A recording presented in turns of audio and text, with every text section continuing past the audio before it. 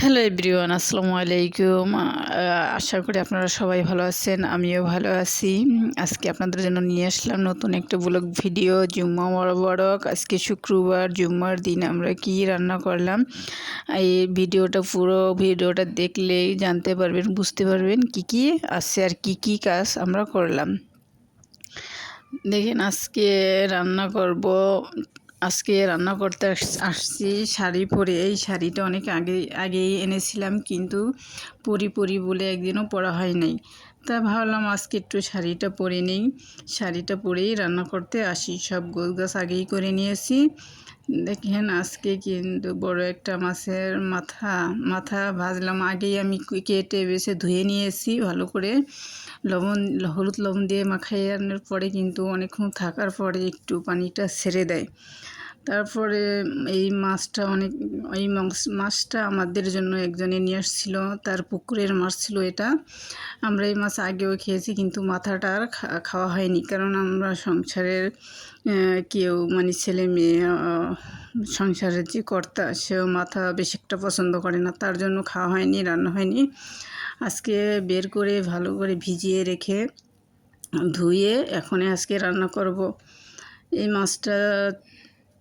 মাছ ভালো করে ভেজে নিলাম। তারপরে ডাল হয়ে গেছে, ডাল ফুটানোর পরে ঘুটে পানি দিয়ে নিলাম ডালের ভিতরে। মাছ আর ডাল রান্না করব। দেখেন কি দিয়ে মাছটা রান্না করা হয়। এখন মাছ রান্না করার জন্য কড়াই বসাই দিলাম।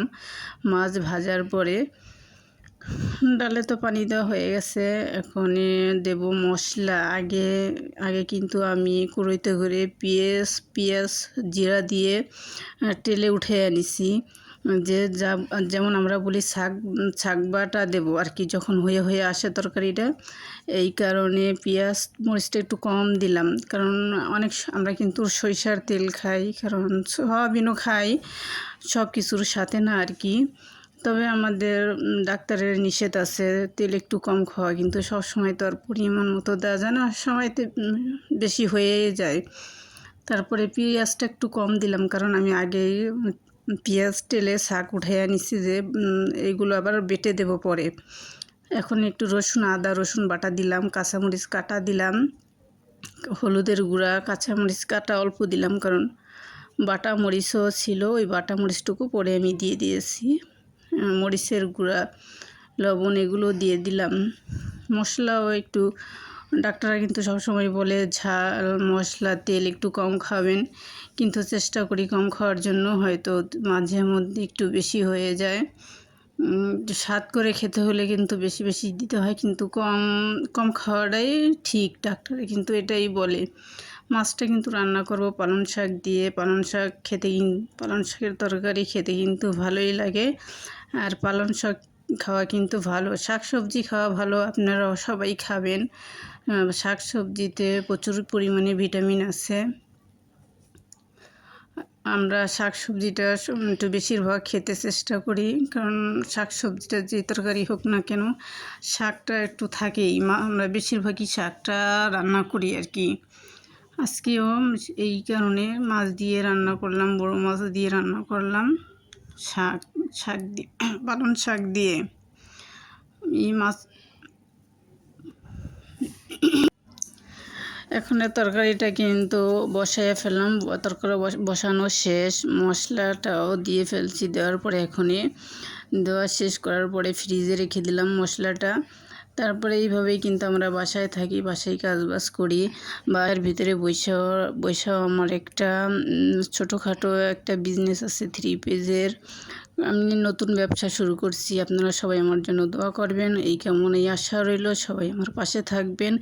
আমার মাথায় যে হিজাবটা পরা দেখছেন, এই হিজাবটা কিন্তু আমার পেজে পেয়ে যাবেন, সুমি ফ্যাশন পেজে, ফেসবুকে ফলো দিলেই আপনারা পেয়ে যাবেন। তারপরে যেই পেঁয়াজটা টেলে উঠে নিয়েছিলাম আগেই, সেই পেঁয়াজটা কিন্তু ভাজাটা বেটে নিলাম। এটাকে আমরা বলি যেমন শাকটা বাটা হয়ে গেছে। এখন শাকটা উতরে আসছে, ঝোলের পানি আগেই দিয়ে দিছি। বড় মাছ তো এই কারণে মাথাটা আগেই আমি দিয়ে দিলাম, কারণ এটার ভিতরে একটু সেদ্ধ হইতে হবে। জালটা পাবে, মশলা বাটাটাও দিয়ে দিলাম, যে আগে ভাগে একটু দিলাম যে মাথার ভিতরে জানি মশলা লবণ আর কি ঢোকে। বড় মাছ মশলা না ঢুকলে, ভালোভাবে সিদ্ধ না হলে কিন্তু ভালো মতো খাওয়া যায় না, খেতে স্বাদ পাওয়া যায় না। এই কারণে আগে ভাগে দিয়ে দিলাম মাছটা। ডালটা ওই পাশ দিয়ে কিন্তু হওয়ার ভিতরে চলে এসেছে, ডালটা উতরে গেছে। এখন এই ডালটা হয়ে আসলে বাগার দিতে হবে আর কি।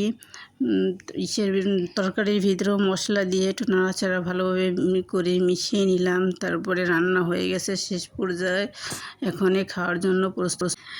এর মধ্যে কিন্তু মাছ তরকারি ভাত ডাল রান্না করার মধ্যে কিন্তু রান্না করে নিয়েছি সিমাই ভুনা, নারকেল দিয়ে সিমাই ভুনা, লম্বা সিমাই যেটা বলি আমরা, লম্বা সিমাই ভালো করে ভেজে নারকেলটা টেলে ভুনা করে নিয়েছি।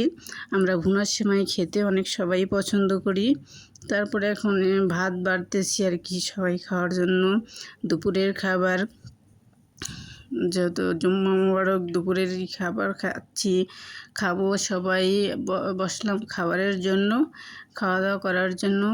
এখন সেমাইটা রান্না করে সব কিছুই তো এখানে গোছগাছ করে নিয়ে আসছি। সেমাইটা দেখে ছেলেমেয়েরা ভাত খাওয়ার আগেই কিন্তু তারা খুশি হয়ে গেছে সেমাইটা খাওয়ার জন্য।